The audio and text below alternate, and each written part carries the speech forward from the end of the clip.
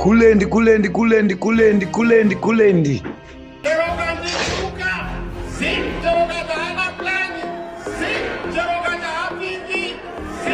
Ndokudya kwakanzi sapatina kudya kwakanaka kudya kundirozi.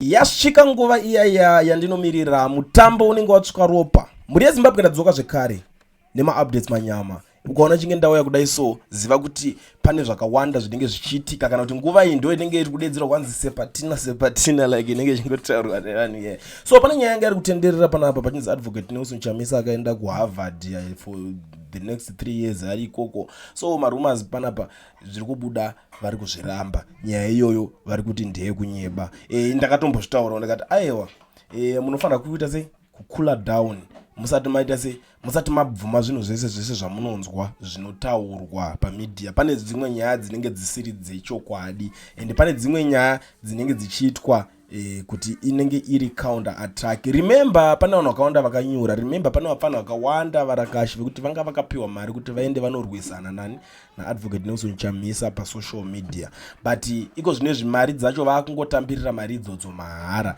yatongova losi yega handiti muri kuzvinzwisisa. Saka zvayangova losi hazvichanyatsofamba, hazvichanakidze, hazvisina musoro, hazvisina direction, kuti wavangopiwa mari for nothing. Saka kwakutotsvaga tuma narrative zvokuti toita sei panapa, totaura kuti kudii nhasi, toti nhasi aita kudai sei. Saka nhasi kana mchinge ndauya kudai so vanoziva kuti vanofarira Advocate Nelson Chamisa. Show me the signal in the comment section right now. Ita kuti ahoi tumba ndambokudzai nyaya iri kutaurwa. Zviri kunzi dear Zimbabweans, fellow citizens, ignore the sad shows, lies and falsehoods being circulated by our opposition. Stay focused. I'm fully aware of the huge responsibility and heavy burden upon my shoulders, and I will never let you down or fall short. Bear in mind that not all strategic decisions are shared openly or with the opposite team. Information is a strategic resource, never to be shared recklessly. As for you who believe and support, worry not, fear not, doubt not, and more importantly, be confused not. Be clear and of good cheer. You will soon appreciate the wisdom of my ways. Victory and access never come cheap. Every action I take, every decision I make, I focused on achieving our great and glorious future for Zimbabwe. My hands are on the deck.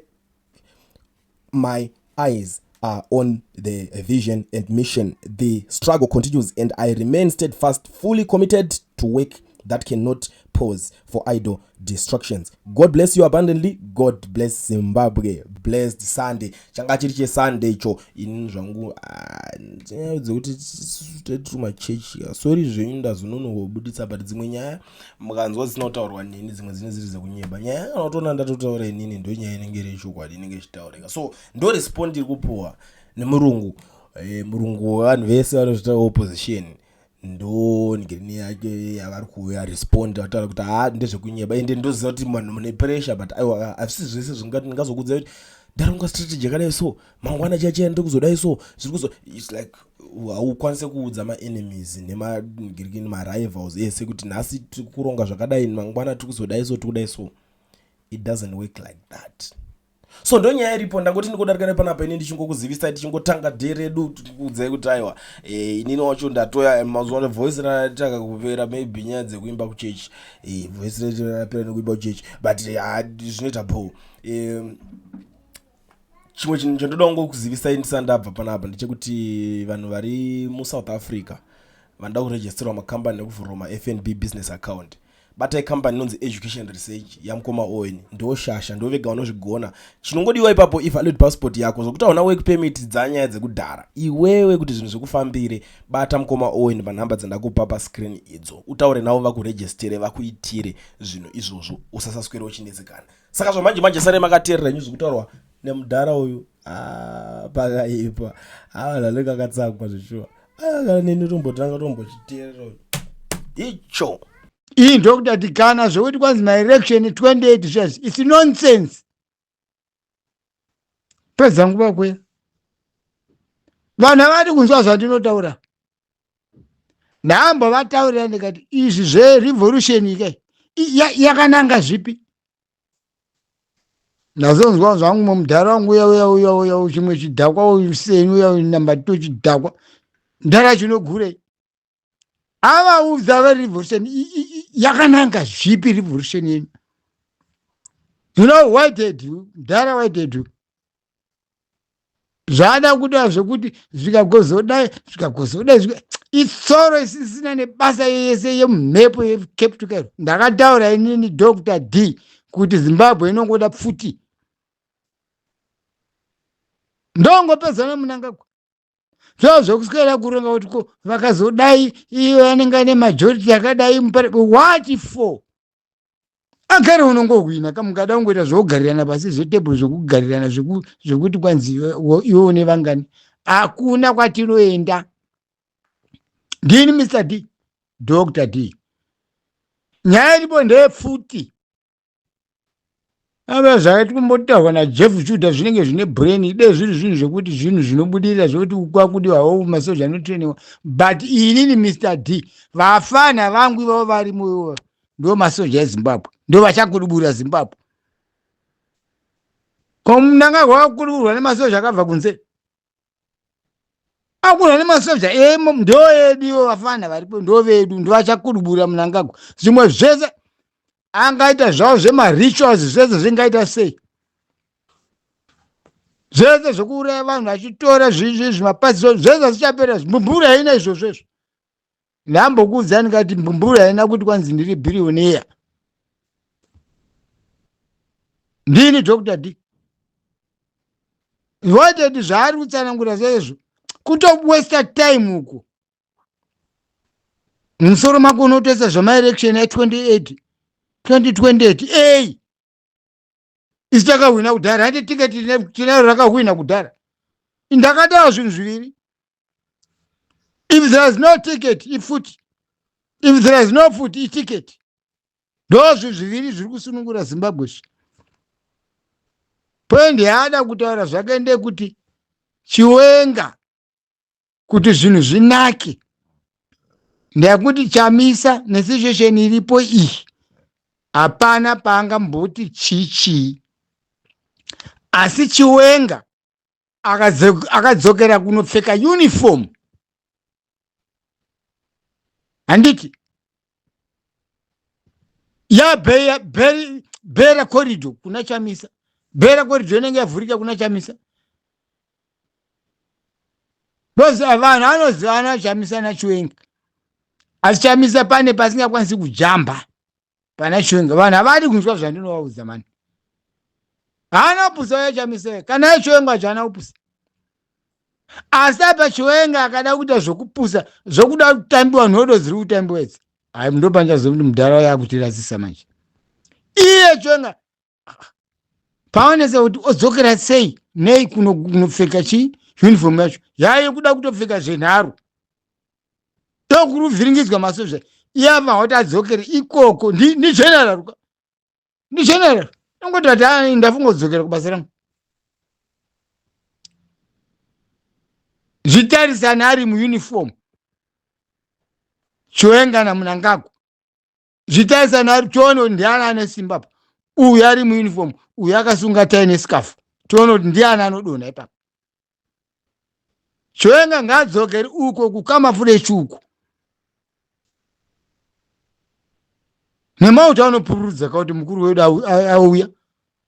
Vanhu vanzwa mubvuri hakusina kuchaniswa hakusina kuita sei. Vanzwa kuti mukuru wedu adini auya.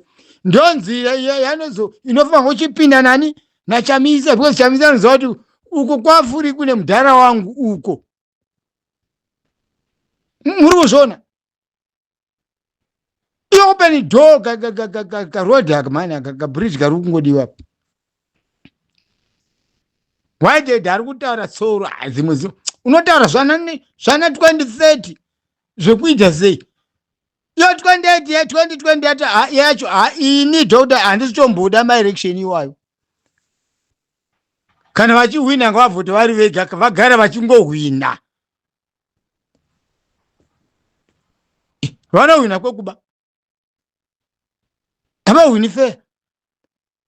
Saka vanhu toramba tingorota zvemaelection tenge tisina kukwana. Ndati zvinhu zviviri, tiketi riripo riri kuzikamwa nepasi rese kuti munhu anga agagadlwa naChamisa. Vafana vari muchisoja iwo majuvenile rediwaya varikuzwa kuti Chamisa akahwina kudhara, asika munhu ane power yekuti zvinhu zvese bridge riri ndengeke ndiChiwenga. Chiwenga ngachidzokera anopfeka uniform kwete zvetaizvi. Ngachidzokera anopfeka uniform.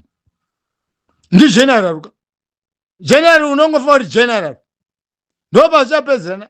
Ungandirambidzwa ndidzokere pabasa rangu kuti zvaita se iwe president munanga ungandirambidzwa zvaita se ndo panoti ipapo ndo pacharakidzwa chisimba chaChiwenga ipapo. Kwete zvimwe zvese zvari kutaura zvini Mr. D ndokutaura nonsense. That's why Mudhara Chinogure azoshauta iyo revolution. What is that revolution for, man? Munoronga imi nyika yacho, munoronga zvinhu iyo nyika yacho hamuna. Ndokuronga dhendeka. Moronga kuti tikadai mungaisunungura imi nekungotaura chete kungofamba kumaruzevha muchiti zvadai pana munangagwa. That is why vauzwa fair naMudhara Chinogure kuti imi vanhu verevolution imi ndimi zano yakakwana muri kuvhara vanhu imi. Because ukada kuiterera nyaya yacho yerevolution ka indi Mr. D ndichidhakwa bet Dr. D manje. Ndakudhakwa zviri nani. Andika ndakudhakwa zviri nani. Remember naye nichanosvika kuprofessor ikoko. Inga ndakataura kuti ndakava diagnose wana. Zvirwere zvavo zviviri. Kuuraya nekuba. Choona vanhu vakubuda vakaurawa. Nezvakabuda zvese zvakabiwa zvese zvakubuda ndakava diagnose. Chasara prescription. Amoti vachanotsvanga kupe mapirisi but ndinovarapa manje. Ndo zvandakatora degree. We wanted. Nyaya yake yange yakanaka but kwaada kuzosvika ku kwakuda kuzama citizen vana veZimbabwe zvemaelection. Ini Dr. D ane ndo pandisiri kuda kunzwa ipapa. Handidi. Jeff Judah uri nani akatomboti kune vanhu voda kuenda gondo kuriko asi hatisi kunorwisa zano. Vada kutreniwa eka. Jeff Judah achatauri chokwadi chodarika ipapo. Asi inini Dr. D masoja angu aripo kudhara vafana ivava. Yes. Kwa Mugabe akabviswa nani? Hani masoja yo. Yo vakutambira mazimari handi nyika yavakabvisa Mugabe vasati vane mazera ewa. Vangu ivo vafana ndo vanobvisa Mnangagwa. Ndakataura kudhara kuti futi tinadzo kudhara. Masoja tinawo kudhara well trained. Pana zvombonesa kwete kutaura zvokuti my election 28 ekuita sei. Ipapo ngatisike madziro. Kana zvembumburu zvarema izvi. Ndambumburu neropo. Asi ropa harizodeukira yakawanda. Aku haiteuri ropa rakawanda. Handindizvo. Saka ndo pandiri kutaura ipapo kuti ndachitaura nyaya Mudhara Chinogure ataurira vanhu verevolution zvinhu zvenyu izvi hazvina kuti tasa. Burisai pachena kuti chaizvo chinangwa chamuri kuda chacho revolution iyi yakananga zvipi. Kutora nyika kuti maungoparidza vanga mapostori. Eka. Vana zvino vada kuziva revolution iyi zvayakananga chacho yakananga mungatora nyika nerevolution imi. Kutanga kutaura kuti tichazodai vana vatore pension madhara vanhu vatambire mari dzakadai zvipatara ngatitange tatora nyika yacho first. Ndopane nyaya yangu Dr. D. Avaudza Mudhara Chinogure iyo. Ndamboudza kuti Mudhara Chinogure anotaura fair. Zoro neapa ndaimboti revolution anenge anozoona kuti no aisi rodi. Asi pandakashaura makamboti Mr. D vanenge vanopenga handipengi. Ndauza Zimbabwe inotorwa nembumburu iyi kana kuti tiketi. Mbumburu tinadzo tiketi racho tinaro riri open kuti takahwina. yes yemfana shamisa even zvokuda kumbomusa kana imwe pati ngaasiyane nazvo ngaangomirira neetiketi handi tiketi nderake ndere vana zimbabwe ndanachamisa wavo apa timbozvengika tikati ripo rachamisa kuti ndepresident nevana vezimbabwe finish ndokunge mbumburu yanesa because mbumburu dzacho ndedzedu futi dzacho ndedzevana vezimbabwe masoja acho ndeedu vana vezimbabwe hazi hamunangagwa ndakataura zvaba ndikati munangagwa zita rake harisi siko kumasoja zita ravako ndera chivheya guvheya Constantino nyika dzino munonditaura ndichiti kudiwe mini Dr. D hamuni kunzwa izvitaona Mr. Whitehead haiwawo inhoroondo inobva Cape to Cairo and hapana chinoibva ipapo ototi sanangwera kwava vakazoita ava vanenge vaine vakawanda vaine sedi majority hatisine nezvekumbogarirana pasi kuti kwanzi muparamendi zvombonzi kwanzi kuvhota mavhoti akaitwa kudhara tiketi riripo open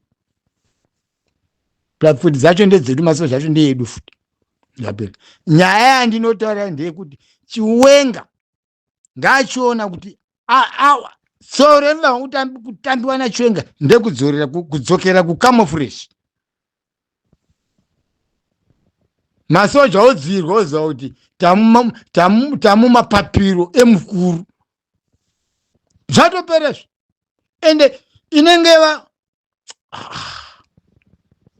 bhera koti zvinenge avhurika kuna chamisa avhuri kugara pasi nachiwenga zvichinatsozikamwa hapana zvavanenge vachamuita noti now ungaswera inoti bufa kataurira nachirongwa kana nefoni kuti vadairana nefoni vanotosvika kuti handidzo dzinenge iyo under surveillance dzavo idzodzisi